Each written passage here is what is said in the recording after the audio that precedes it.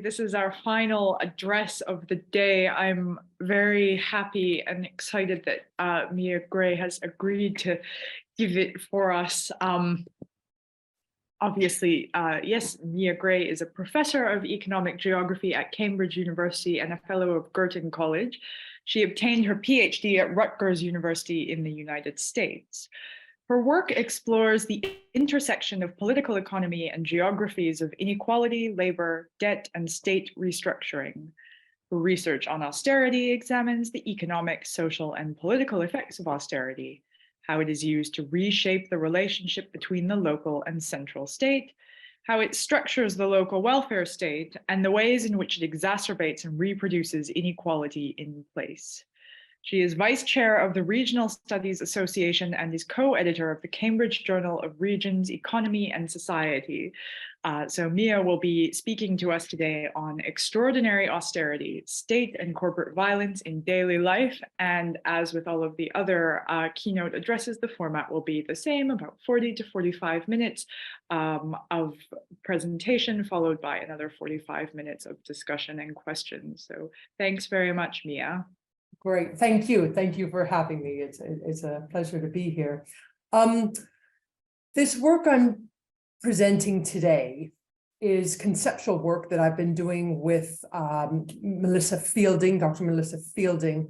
Look, because as both of us were doing our separate research on austerity, there was a frustration with some of the conceptualization of it.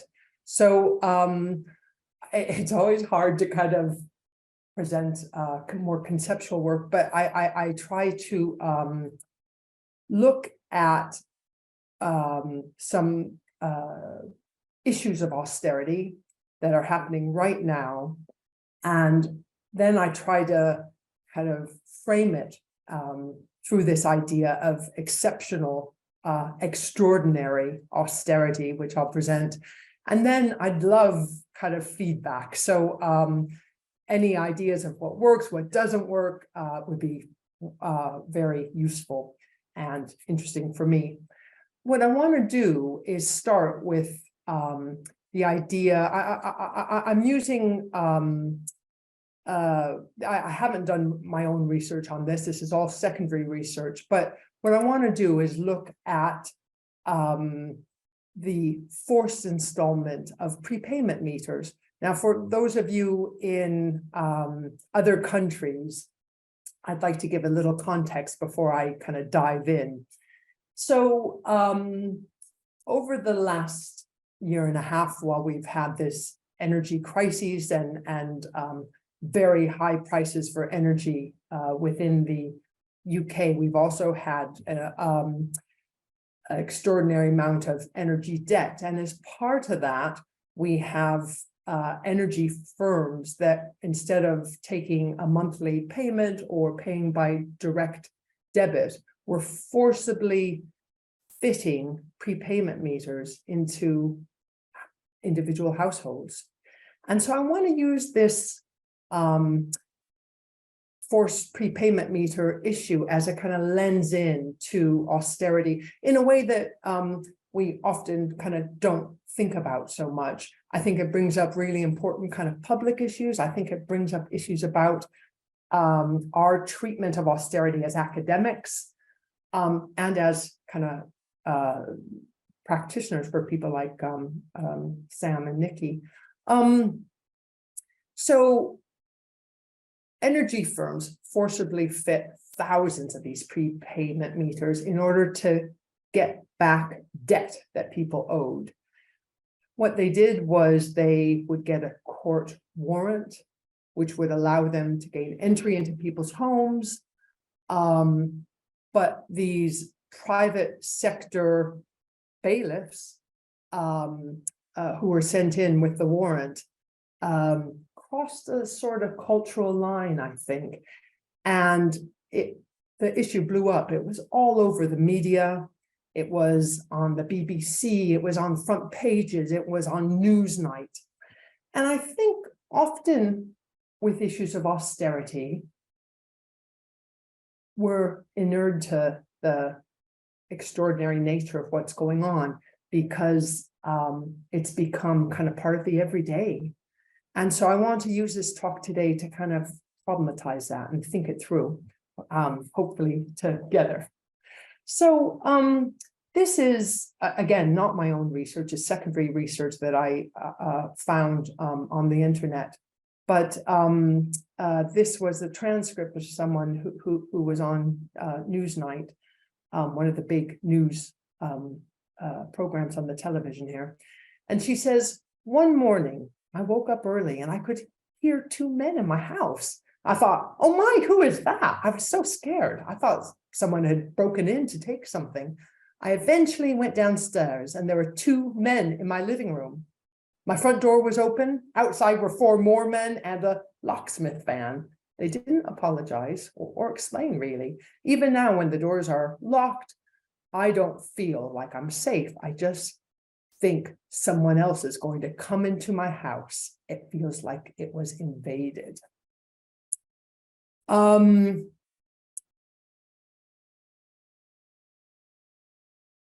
So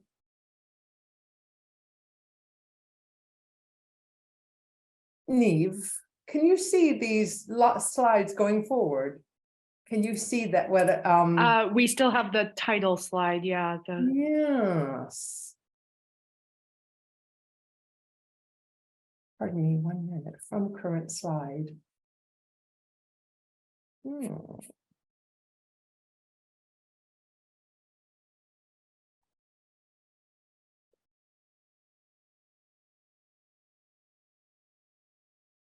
Now can you see it? It's still the same one, but I can see a cursor moving across it. Sometimes you got to click on it and make it the active window, and then it'll respond to your commands then, do you? If I'm clicking on which one? If you click on your slide presentation mode, and then you should be active, then it'll should be able to move it in. Is that better? Can you see it now? No. Oh, for goodness sake. Oh, yeah. If I do it on my other screen, it is coming. Okay. So these let's back up. These energy firms were forcibly coming in. And as that quote that I read out, that I was hoping you would see, was saying that it feels, here's a woman explaining how she felt invaded, how invasive, how unsafe it was, how extraordinary it was. So let me tell you a little bit about what's been happening over the last few years with prepayment meters. As I was saying, I think it's a lens into many other kind of issues. So last year alone in 2022, over 600,000 low-income families, households were forced onto prepayment meters. Household bills are considered priority debt that can have very serious consequences if not paid. So if you go to kind of help at Citizens Advice or some of the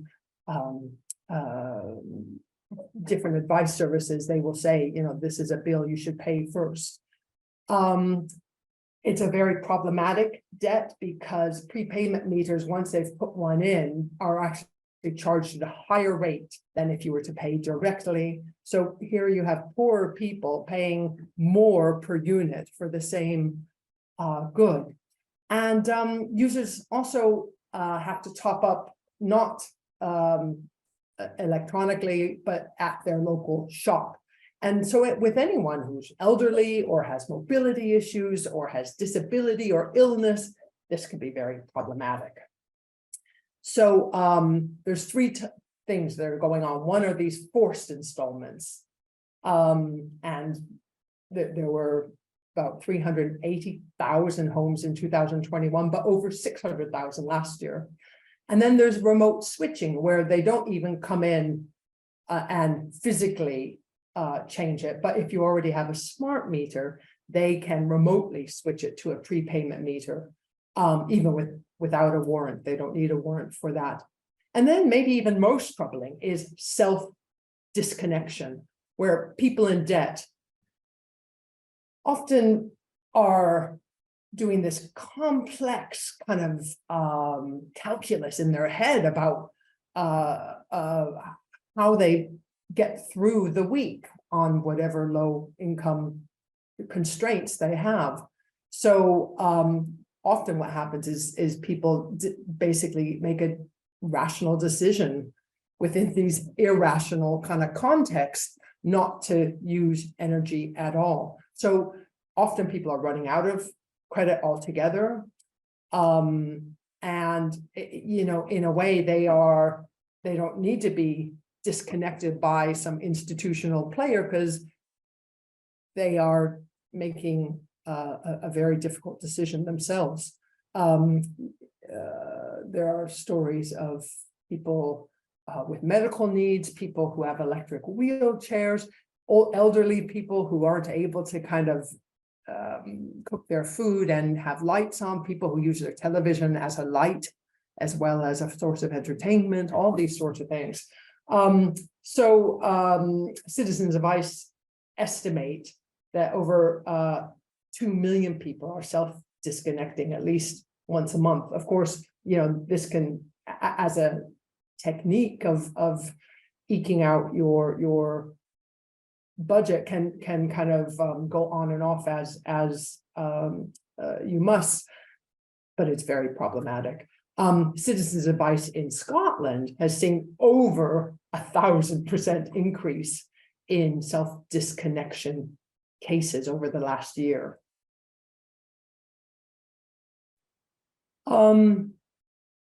So there's all sorts of kind of different issues about the energy companies' treatment of low-income households, what I would call quite extractive practices, and their treatment of vulnerable customers.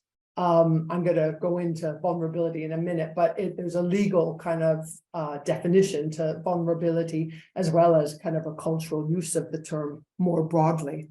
So having said I haven't done any research on this, I actually have done a bit. So I've been doing some interviews, and including some interviews with Ofgem officials. Ofgem is the regulatory institution that is in charge of energy markets. You know, as is often the case, the individuals involved, you know, are as appalled as many of us are at kind of the ways in which private sector firms have functioned, and yet their regulatory oversight and structure has clearly been shown to be completely kind of inadequate in this case. The law around energy provision is mostly about the FCA regulation of private sector firms in general. And so that's the Financial Conduct Authority. They have legal structure that requires fairness, transparency, and special treatment for vulnerable customers. So if you look at much credit card private sector debt, you'll find, you know, the same regulatory structure in place that these firms are responding to. And in all the cases, who is vulnerable, how that definition is enforced, and how porous that definition is, becomes a real public policy kind of issue. So the FCA says a vulnerable customer is someone who, due to their personal circumstances, is especially susceptible to harm, especially or particularly when a firm is not acting with appropriate levels of care. So all sorts of ways in which that is then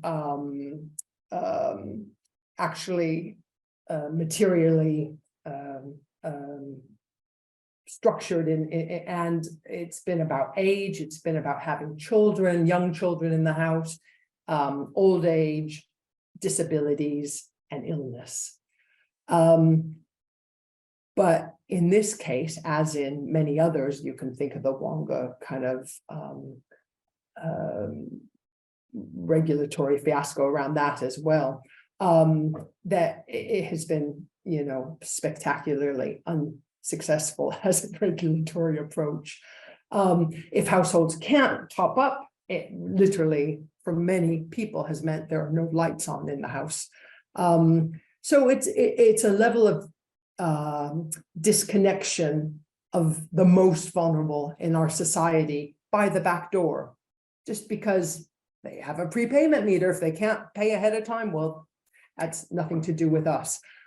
So, you know, tactics that are exploitative and deny people dignity and that affect people's mental health, as many of our speakers earlier have said, our physical health, shortens people's lives. There are lots of statistics I won't throw at you, but on suicide, on hypothermia, on poor health, on mold, all sorts of different issues.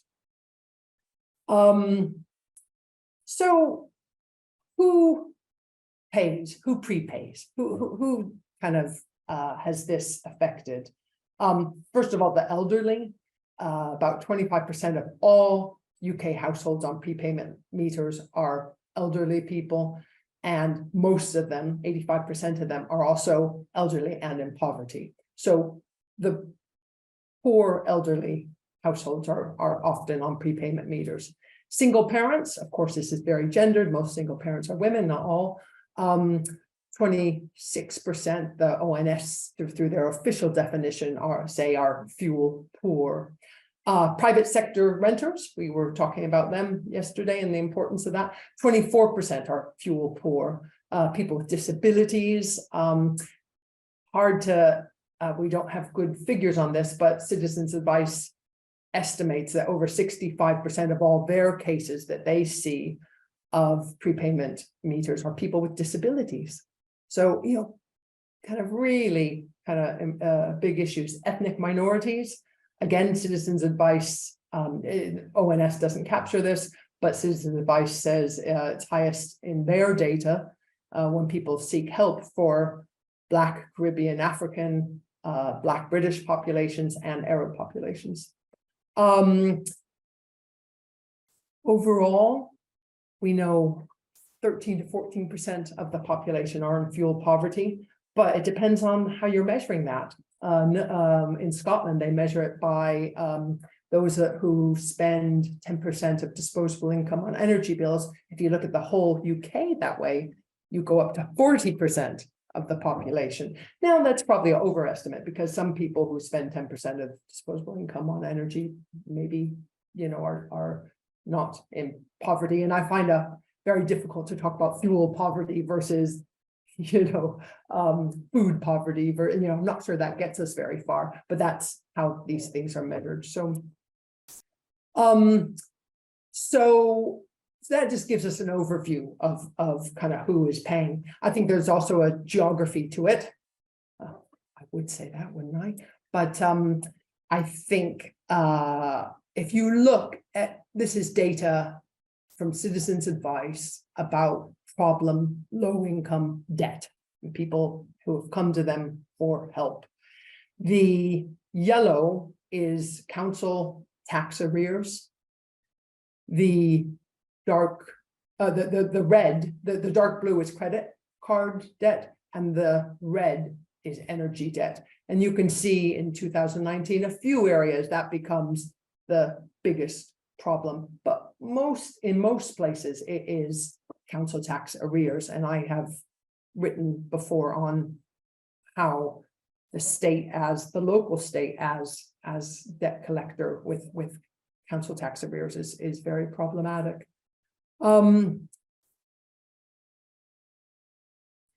If you go to 2022-23, it's clear that energy debt becomes the biggest source of problem debt in the UK. And it's clear how widespread it is. It's clear it's not just an English problem, but in Wales and in Scotland and in peripheral areas and in urban areas, that there's the thing that is most stunning in this map is how widespread it is as the most problematic form of debt. Do we have data that just says more generally kind of where debt is distributed? Not really. But this is really interesting data from Citizens Advice, and I think they themselves have gotten much better at kind of giving some good data on distribution of what they do. So how do we make sense of this? I think there are a couple ways we make sense of it. Clearly it's a big problem. Clearly regulatory kind of policy approaches have been a disaster. Forced prepayment meters were banned for a couple months when all this blew up. And then last week they said, oh no, we've got new rules in place. And now if someone is over 85, we will not forcibly put in prepayment meters. Not quite the solution we were thinking of, but there you go. They did, they will apparently stop forced prepayment meters for the over 85s, and also for a couple of very specific medical conditions, but not others. You can have Alzheimer's or something, and they can send in the bailiffs to put in forced prepayment meters. It's kind of a crazy and very kind of uneven kind of application of this idea of kind of treating the vulnerable with care. So how do we make sense of it? Well, first of all, I think it's about kind of oligopolistic super profits, as they say in economics, coming from the energy sector. Again, kind of if we look at just general headlines around, there's been a lot of media attention about, given this context of people in crisis around their energy bills and this kind of very heavy-handed approach on the part of the energy firms.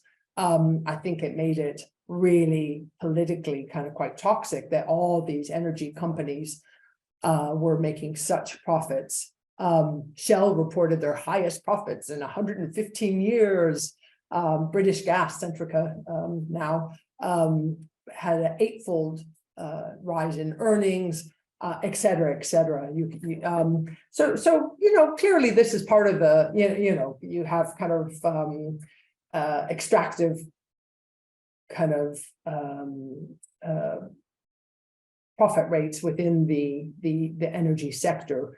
And, if you were a true market believer, you would say, well, that's how markets work, right? The other part of the problem, but there's very few protections for people, like, so this has not been kind of equally rolled out in all countries, right? It's been extraordinarily so within the UK context, because of how much control or lack of control people have. The government put in some kind of price caps that were fairly ineffective, but so people have paid a lot for energy within the UK context, and that has come together with 12 years of austerity that has shifted the redistributive state, and really kind of I think in some ways, as Ron Paul was saying yesterday, in some ways the state has grown. As he mentioned, the defense state has grown, the surveillance state has grown. There are different ways in which we can, economic development in the state has grown. There are ways that we can think about how certain budgets within state spending have really increased, but redistributive measures have not per person, per capita funding, nor have a lot of the kind of support systems around that. So if we look at what's happened in austerity over the last 12 years, the current government will hardly use the word austerity anymore, right? It's become a much more hidden austerity. And whenever they are challenged about budgets, they say, we've spent X billion pounds on this, but they don't talk about the way in which per capita funding for most projects around redistribution, around local safety nets, around legal structures, local government have shrunk. So it's harder to look at. You have to look a bit more carefully than it was 7-8 years ago. But the three biggest areas that have really been affected are local government, as Andy Pike was saying earlier, all the ways in which they have really been forced to restructure what they do and how they do it. Welfare spending, and a lot of people have kind of touched on welfare, and I will touch on it myself, and the legal system as well, which is one of the departments that took big cuts over the last 12 years. And again, I'll kind of touch upon that today as well. So in terms of benefits, from 2010, when austerity started within the UK context, to 2019, we've had 30 billion pounds of working age benefits in total cut. We've seen tightened eligibility for all sorts of different benefits, and just general reduced generosity in the welfare system about helping people get out of the situation they're in a much more punitive kind of approach more generally. We've had disability benefits cut. We've had local housing allowance cut.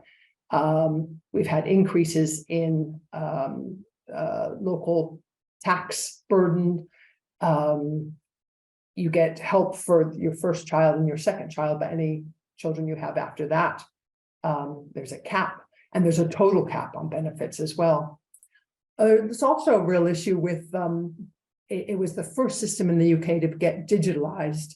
And so we have this automated system making life-changing decisions with very little human oversight to actually intervene in the process, to actually be able to kind of restructure. So in all these ways, kind of the welfare system has fundamentally been reshaped. Universal credit is the flagship program that kind of merges the 6 benefits and pushes people into work and tapers support for people as they work more and more. So those of you in North America will kind of recognize this. It was borrowed directly from the US kind of experience with welfare reform. Part of it has been very much about valorizing work, having people exposed to, as a public policy goal, exposed to the rhythms and practices of working life. And as part of that, as part of trying to get people used to working life, they have purposefully built precarity into the system. They've purposefully introduced a delay. At first it was 8 weeks and 6 weeks, now 5-week delay before you get your first support check. You get, you can take a loan out and you can repay it over time, but that means you start your system on universal credit in debt, right? It kind of purposely puts people directly into debt and produces pressure to accept insecure work. So there's a precarity because they push people into work which doesn't promise, 0-hour contracts. Who knows what you'll get this month? Then they're recalculating the benefits based on that. So no one can plan. You don't know as a low income kind of person on benefits, what your budget will be in the month to come. So it's very hard to budget. So it's what we call, Melissa and I, kind of heaping institutional, purposeful precarity upon the market precarity that people already experience, being pushed into insecure and precarious jobs. So a lot of these are, big kind of issues about austerity that's been going on, only intensified, of course, by the cost of living crisis with inflation, with food inflation being about 17% right now. So it's not just energy, it's not just that people have one kind of budget crises to deal with, but that they're dealing with all these things simultaneously. More than 40% of households have incomes which don't cover the cost of their bills, that they are in structural deficit every single month. And this is an issue about social reproduction, as feminist kind of economists would say, that most households in this group this is the lowest income quintile, have a shortage of £72 a week after paying for essentials. So this is how much discretionary income they would need to kind of pay for everything versus what they have. Discretionary income fell by 66% over this last year, from February 2022 to 23.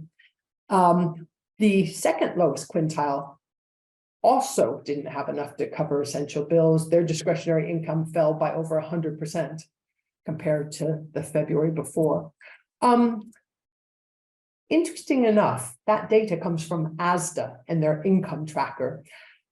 I'm always hesitant when people talk about capitalism as the big juggernaut of capitalism that is going to roll over all of us as one homogeneous thing. I think there are capitalisms.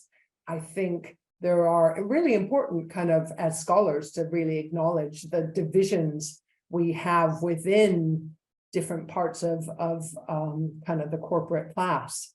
And one of the things that's interesting is some of the low, and this expresses itself in different ways in different times. One of the things we find right now is that these not low income, but low cost supermarkets have really placed themselves. They do right now, ASDA is doing this monthly income tracker, which is where that data came from, where they look at ONS data, Office of National Statistics data, and they kind of calculate kind of this deficit every month. I think they're right. I just think it's also interesting of the kind of politics around kind of cost of living crises at the same point. So there's also a geography to that. I mean, they're just looking in the kind of broadest sense at kind of regional distribution of that. But if you look at falls in discretionary income, you'll see kind of certain areas of the country have really taken a hard hit. Northern Ireland being kind of particularly hard hit. But interesting that the Southeast, that is often seen as kind of, one of the more prosperous areas of the country, actually has also taken a big hit for discretionary income. Right. So we can see how austerity kind of plays out in terms of decreased benefits per person, more precarity. People are pushed into kind of precarious work. We can see how this kind of works out. What people often don't know as much about is how other departments were also really hit by austerity, and how that plays a part of our story about prepayment meters. And I want to talk about the legal system. So there's all sorts of ways in which the Department of Justice, which was the third worst hit department in terms of austerity cuts over the last kind of 10 years really took the hit. One is the closure of their buildings and estate. One is how courtrooms themselves are managed and how they function right now. But one of the big ones was done through the LASPO Act in 2012, where legal aid funding was just slashed. And the big thing they did was they structured what actually qualified for legal aid. Benefit help is no longer, you cannot go to a lawyer to get help to challenge benefit changes. Housing, unless you're being evicted, you cannot go to legal aid for help. Employment issues, you cannot. Debt issues, you cannot go to legal aid for. So there's all sorts of ways in which family law, immigration law as well, in which kind of the legal aid system has really changed. So 34% decrease in civil legal aid expenditure from 2009-10 to 1920. In 2009-10, there were over 400,000 social welfare cases. This was reduced to 17,385. I mean, by a decade later. So at the same time, charities who often are assumed are somehow going to fill the gap also slashed their services. So shelter and citizens advice also has to kind of pick up the pieces with fewer resources. Now, to get back to our story very directly, there was also rapid digitalization within the legal service. And in 2019, so to restructure and make more efficient the way the legal system was working. So in 2019, magistrates began using a new digital system for warrants. And 2019, of course, is also corresponding with all these kind of crises around a decade of austerity and cost of living crisis. Number of warrant applications increases in that year from 177,000 to 278,000 over the years. The number of warrants that the legal magistrates declined went from 2,800 in 2018 to 36 in 2021. So it's hard to overstate kind of both the cultural and the institutional kind of restructuring that was going on at this time and how it kind of plays out. So normally, going back to our warrants what I just said, that those were warrants for these bailiffs to go in to put in prepayment meters. So it's very rare right now that these warrants are contested because there's no legal aid for it. There's no way to kind of help people, and it's a very confusing process. And a lot of the debt charities say people don't even understand that there's impending warrant. Letters are misleading. They obfuscate purposefully. Letters, here an example is this, a letter sent to a customer in Bradford, and the debt agent gave the household 21 days to challenge the application, but said very clearly in bold letters on the bottom of the letter, you do not have to go to court. And they put, if they did want to go to court, they put down all these options that were hundreds of miles away. And kind of, there were other options that were closer, but it was kind of lost in the sea of information that they threw at the person. And this is quite something that we see a lot. So there were very few uncontested warrants. Most of the, contested warrants, most were uncontested. So what happens to these uncontested warrants? Rather than dealing with them individually, they were dealt with in bulk as efficiency cost-cutting measure. So they would go through hundreds at a time and approve them. They were then kind of passed on to the bailiffs, and the forced installment of the prepayment meters would be able to go ahead. So that is how we got into this place where, you know, hundreds of thousands of people are being subjected to this really horrible experience. So, you know, austerity plays a very direct role within the kind of benefit system, of meaning that many people have a social minimum income that doesn't cover their essentials, but also in all these ways in which the support network that used to exist not 10 years ago no longer does. And so you know, this is how these things in reality kind of play out.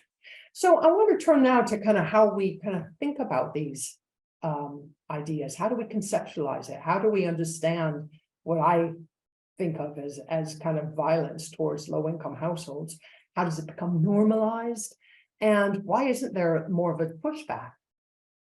I think there's a couple things that I think about. One is that there is an ethics of care which is completely missing. Feminist scholars, you know, often kind of say how a society cares for its most vulnerable members is a very old question. And feminist scholars, you know, think about themes of relationality and interdependence and responsibility in order to kind of really tease apart those caring practices and the institutional arrangements, which either enhance and allow for an ethics of care in how our public services function, how our corporations function, how our communities function, or not, right? Bigot talks about we can act about an orientation of caring, to care about, to act with care, but the state itself has a duty to care for, to kind of provide a certain level of care, and that, you know, this actually gets compromised in this sort of state that we find ourselves in. So I think, you know, as we get this crisis of care, this is what Nancy Fraser calls it, as state divestment from social welfare externalizes care onto communities, onto families, onto charities, who are also subject to austerity cuts, which diminishes their capacity to care. And I wanted to touch on this notion of the vulnerable. Before, we were talking about the FCA's kind of legalistic kind of way in which they've been kind of talking about vulnerable. The term vulnerable, I think, in feminist economics is really contested. It's often used to emphasize structural disadvantage or individual pathologies within the media. And therefore, people often kind of shy away from using it. And Katai, I think, does a really good job of defending the term. She says, everyone is vulnerable at some point in your life cycle, whether when you're an infant, when you're a child, when you're elderly. It's something, it's part of the human condition. No one can kind of escape being vulnerable. Actually being aware of that is really fundamental to progressive politics and to thinking through how we actually think about those times in our lives when we are vulnerable. Some people will be vulnerable for much of their lives. Some people not at all, you know, only at those moments in their life cycle when they're forced to be. But many people, because of illness and mental health and all sorts of issues, will experience this as well. So I think that that kind of argument certainly kind of changed the way I kind of thought about this. The other thing I wanted to talk about is this idea of the everyday, which I think has become quite ubiquitous in social science thinking about lived experience. And I think it's fabulous in many ways. I think it's a move away from the economic centered focus, which allows us to really delve into lived experience and felt experience, kind of affective kind of life, and the kind of personal scale. And really looking at how, you know, the state retrenchment through austerity is not just economic and is not just social, but also kind of affective, as Hitchin would argue. And I think that's right. And I do think that austerity changes and alters routines of daily life at the personal scale. That's really important to kind of capture that. And I think many of our kind of talks that we had over these last 2 days have captured that. I think of Sarah Marie Hall's work on austerity and the everyday, which I really like. And she conceptualizes these processes of everyday austerity as the prosaic and the routine and the unremarkable, the mundane, banal acts that are part of everyday life. And, you know, this focus on the quotidian, on the mundane, then allows us a way into the kind of micro practices of living. More recently, I've always loved that literature, but more recently I've been slightly disturbed by it. And this is what we're trying to do with this paper is I think the everyday sometimes is very good at capturing the slow ways in which people cope. I think it often downplays the violence of the state and of the market. And I think austerity is often very symptomatic of this violence, which keeps low-income people in materially poor conditions, which makes, going back to that ethics of care, which makes that ethics of care very difficult for people who are caring, who care about, who care for, who care with. But I think it makes it much more difficult with the resources for care, you know, clearly are not there. I think there's some profound violence in the way that UK austerity is played out in poor health and mental health and excess deaths and life expectancy differences that have both reversed and also are so kind of extreme within our own country. Phil Alston, the UN Special Rapporteur for the UN, you know, in his report on destitution in the UK, says British compassion for those who are suffering has been replaced by a punitive, mean-spirited, and often callous approach. And I think, you know, so many of us were so glad to hear him say it so clearly, right? I think also there's that Imogen Tyler's work on stigma, I think, is such a fabulous book, and the way in which it's also been because I like her embodied, you know, she talks about stigma as also being embodied, and the ways in which this violence into our sense of selves, to our physical selves, our identity, and our kind of sense of well-being, you know, that this is corrosive. So we've been playing with this idea of really playing with this idea of the extraordinary rather than everyday, rather than ordinary austerity, thinking about trying to reconnect kind of austerity and our notions of outrage or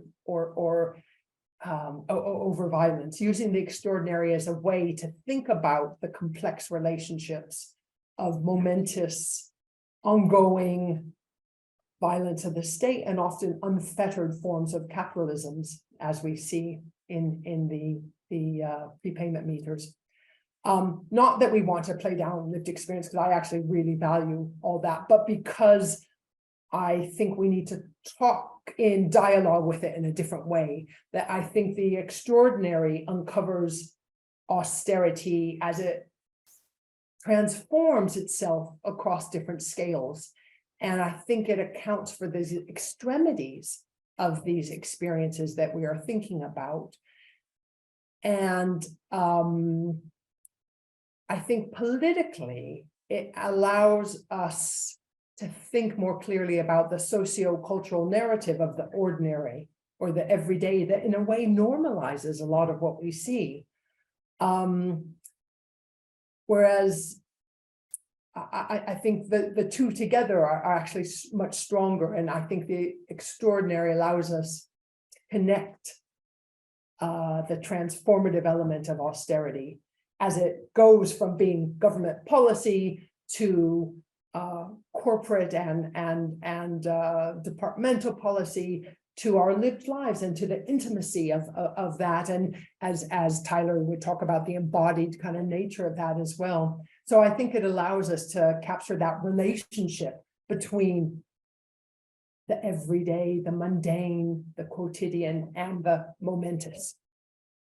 So I think maybe I've gone over a little bit, but just to say, I think it's a conjunctural moment where I think these forced installments of prepayment meters allows us to see very visibly the quick violence, if you will, kind of in response, the slow violence as well as with the austerity, but also the quick violence of these firms and the way in which cost of living crisis and oligopolistic kind of practices and the legacy of austerity come together.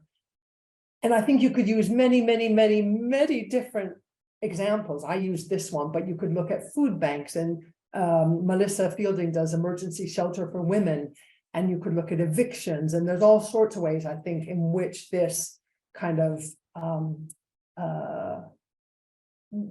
different ways of kind of getting around and thinking through why these are extraordinary moments. So conceptually, kind of thinking about an absence of an ethics of care and how that becomes normalized and why it's not political crises, which I also think makes us think again about why this may be a feminist project. And I think it brings the extraordinary in dialogue with that everyday, because of course that is a large part of it as well, but why then are we normalizing the extraordinary? So it allows us to kind of cycle through the momentous and the quotidian. So thank you. These are a few sources I draw upon, and that work I've already kind of worked on, and then the paper that Melissa and I are doing. So that's it. Thank you very much. Thanks so much for that, Mia. Obviously, that idea about normalizing the extraordinary, or sort of, I mean, it connects so well, obviously, with lots of the papers that we have had over the course of the 2 days. Obviously, this idea of sort of ongoing perma-crisis, or kind of acclimatizing to constant ongoing financial crisis.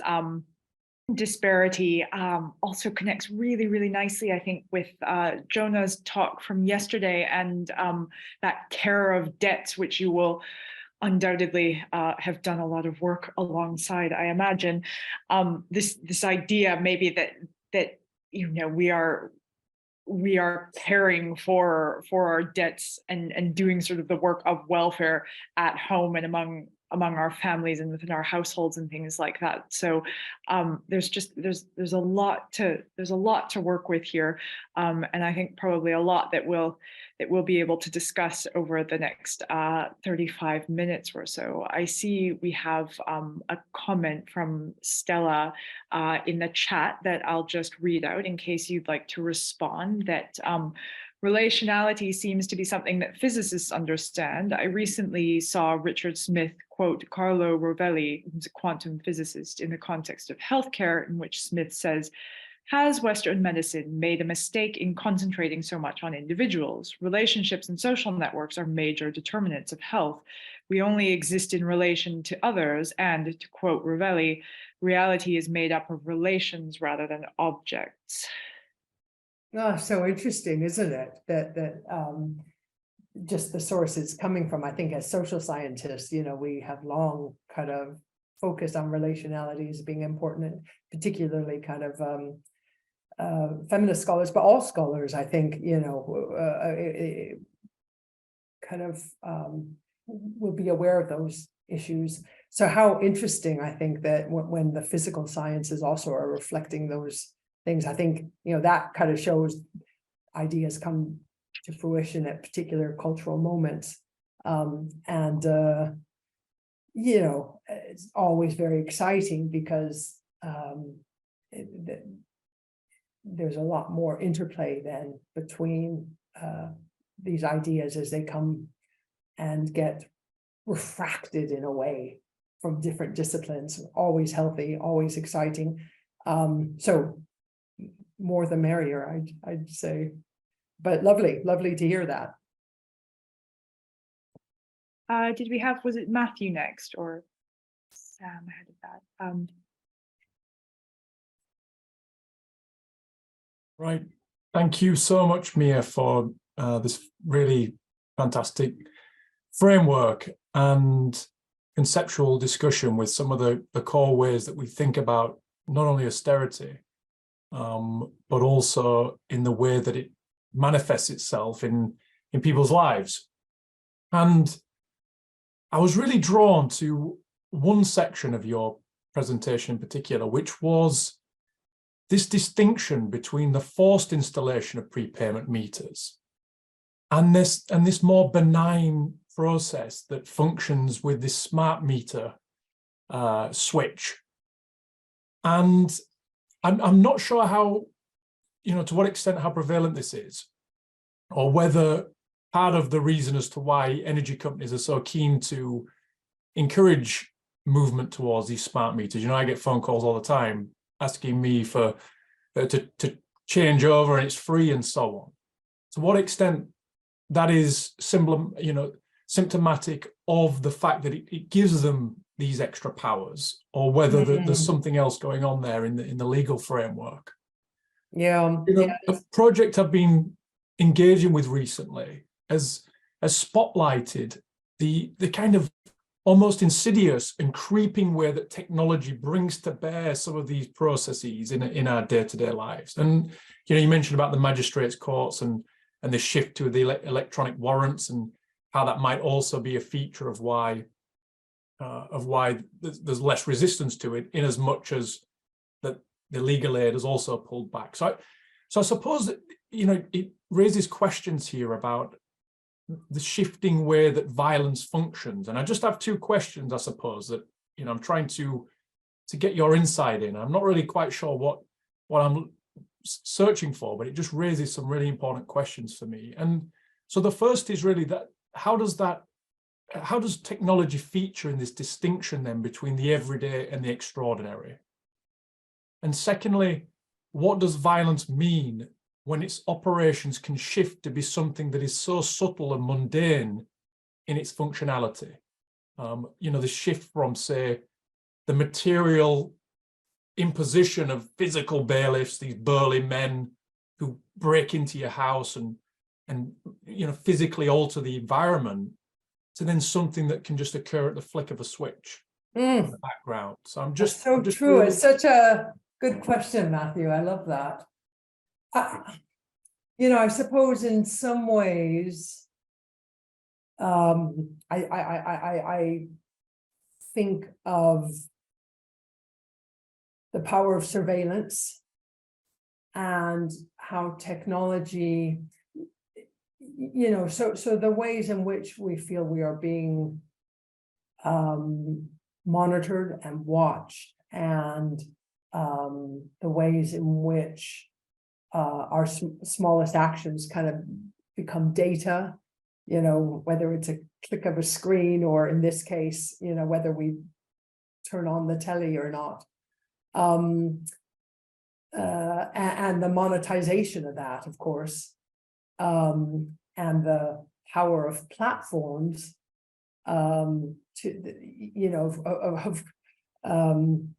whether it's a smart meter platform or Facebook or something, to capture that and monetize that. And as you say, the kind of spectrum of violence. And it's such a great example, this this kind of prepayment meter that, within the same technological mechanism, you get both the physical embodied violence of the bailiff, all the way to the flip of a switch. We're going to change you onto a prepayment. I suppose, I go back to kind of Foucault and ideas about surveillance and the ways in which, but the other, so that's one of the ways we can understand that. The other way goes back to this idea of stigma as well, and the ways in which, I suppose, going back to kind of ideas about shame and stigma, and both being seen societally, being seen not just technologically, but in our social relationships, going back to relationality, right? And the ways many people do somersaults in order to kind of avoid one or the other, and I've lived here 25 years, but coming from California, I still think of the UK as quite a private culture in terms of what people share publicly, and how comfortable they are kind of revealing intimate details. And I think you see that in this sort of thing where people's need to negotiate this system is up against the barrier of also a sense of that cultural sense of what is private and what is public, and what is the stigma around kind of revelation or not. So I think, some of that is about the technology. The other part is there's a social kind of element to that as well. So how technology features is such a good question. And I think, sometimes it's very explicit, other times less so. I think if you go back to that, austerity is also affecting citizens' advice and all these charity and debt advice services. They most of them no longer do face-to-face advice, and people have found that very hard.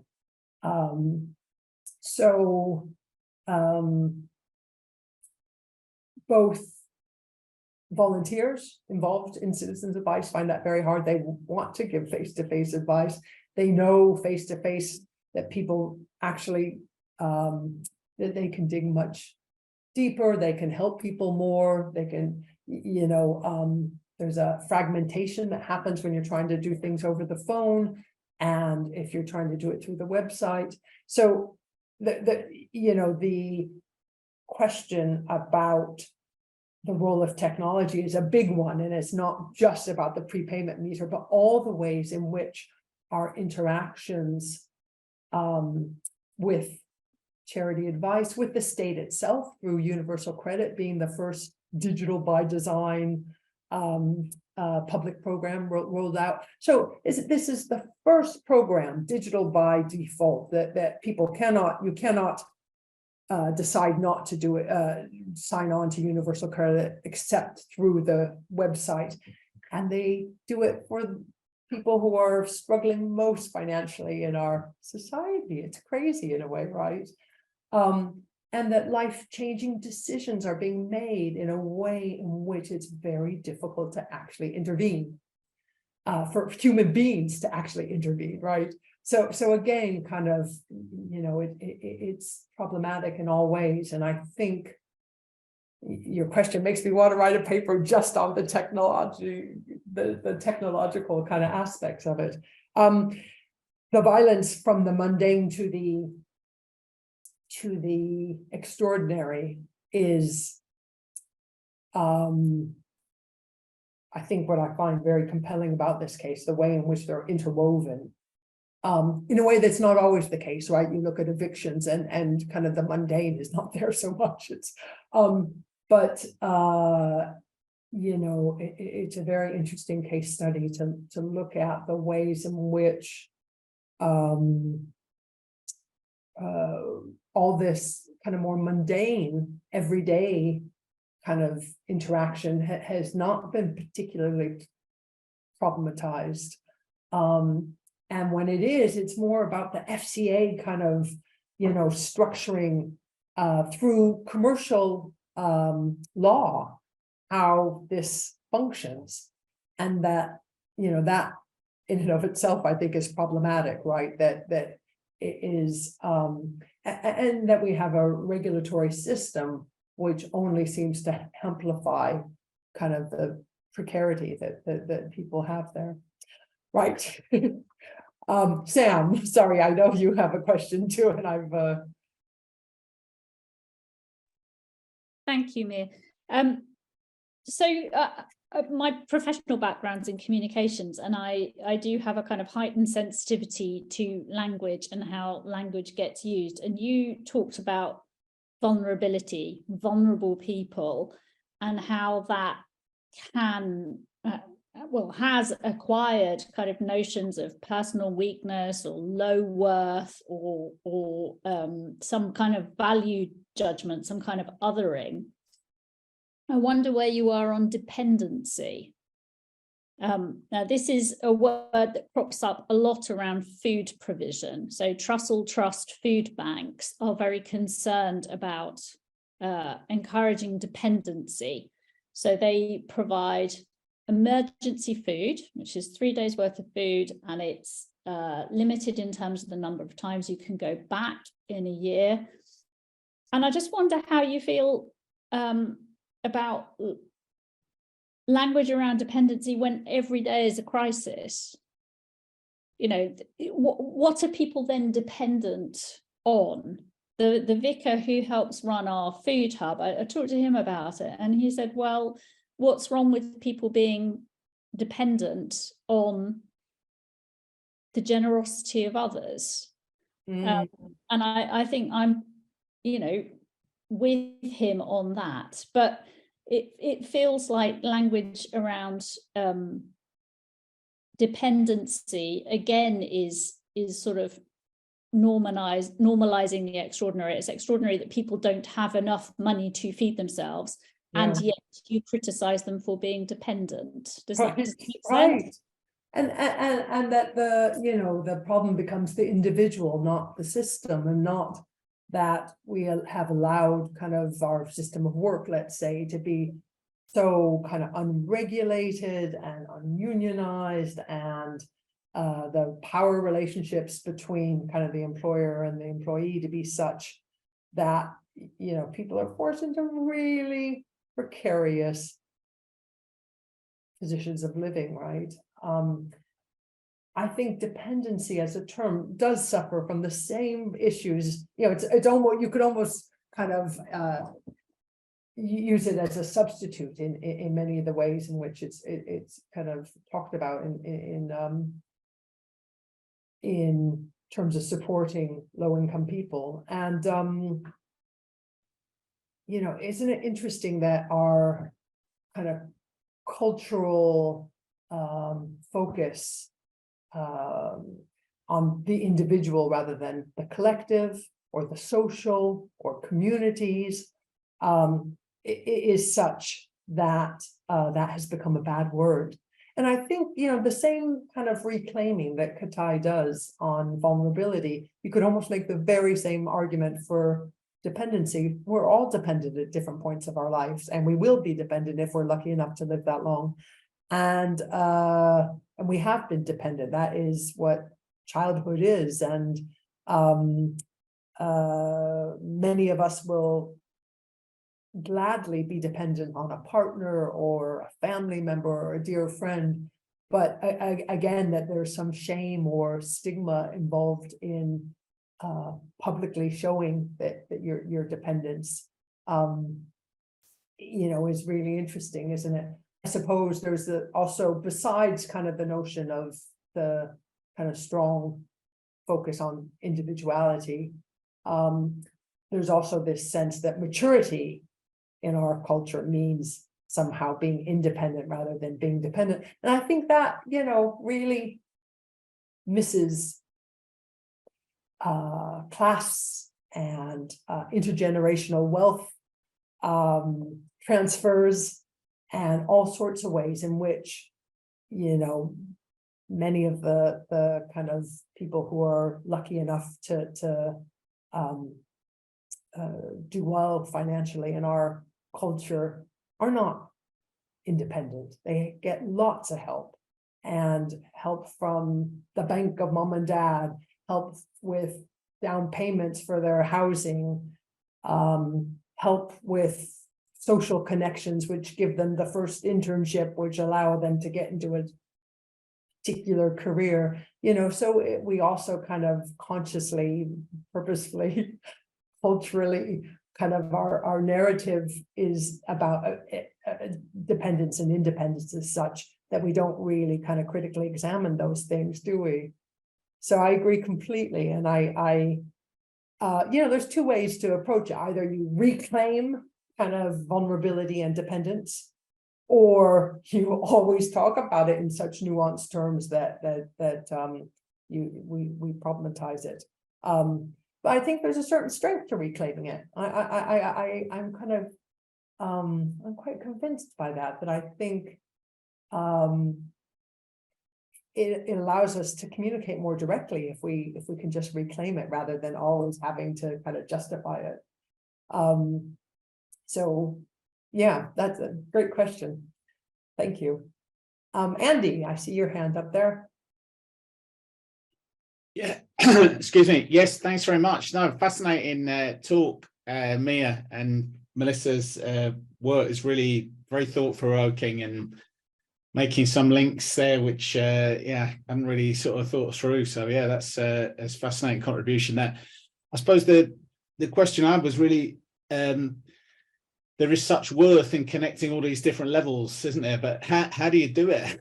You know, in terms of researching, analyzing, writing at all these multiple levels simultaneously, you know, where obviously you want to try and grasp the micro practices of living, lived experience, the effective dimensions of these things. But you also want to acknowledge that they have these close links then to meso level institutional things, and even macro level things about, you know, as you say, oligopolistic competition in the energy sector, you know. So how do you kind of, I suppose, grasp that whole and research, analyze, and write at these multiple levels? I mean, I think you're doing it with this piece of work, but I don't know if you stepped back and thought about how do you do that? Yeah, I don't know. I mean, I feel very comfortable doing that. I like kind of diving in and out, going from structural issues down to the intimate.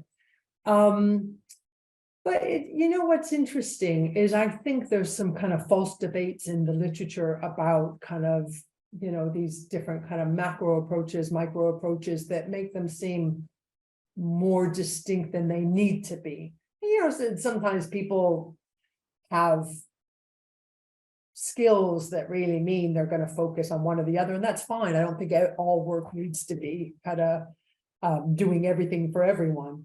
But it is nice once in a while to remind ourselves of these connections.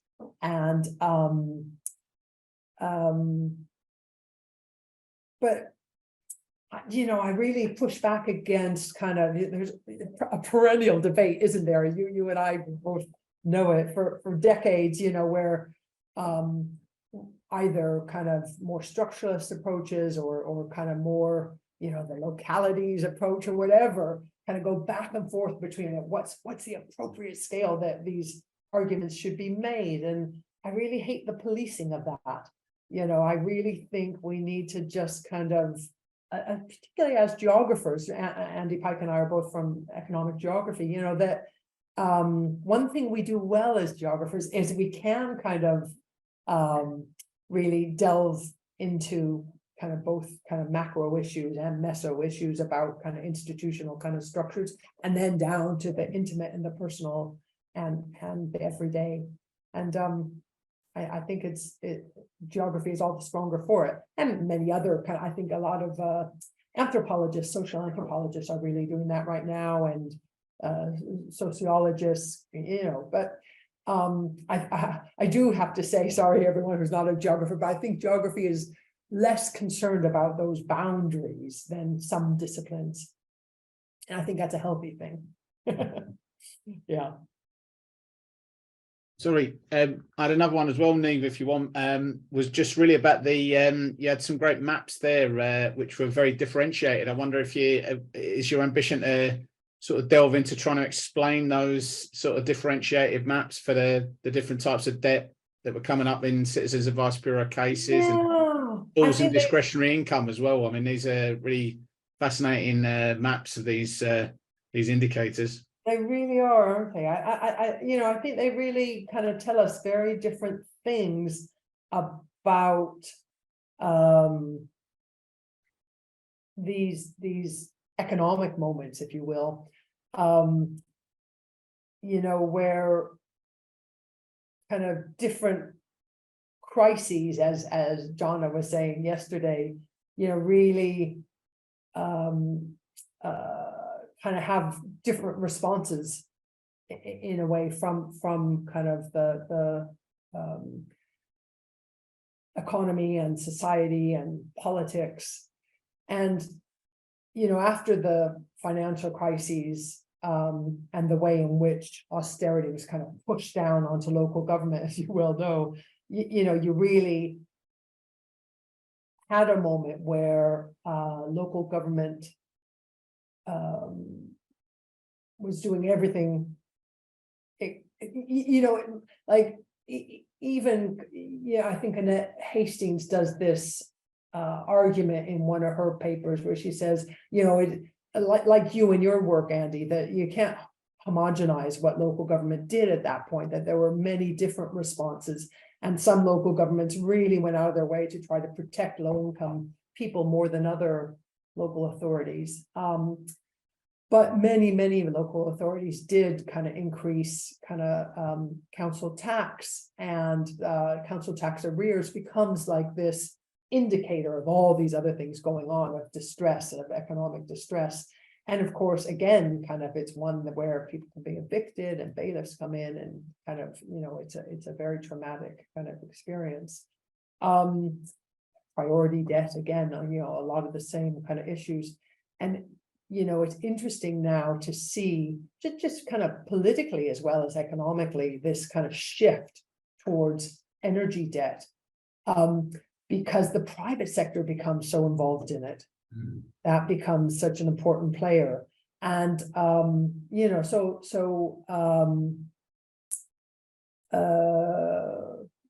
Jody Gardner and I did a paper last year where we said, well, because the FCA actually regulates private sector debt more than public sector debt, that actually, there are kind of more levers to kind of control what's going on. I'm not so sure I actually agree with my argument there, but I think certainly kind of the fact that the public sector, the private sector becomes such a big kind of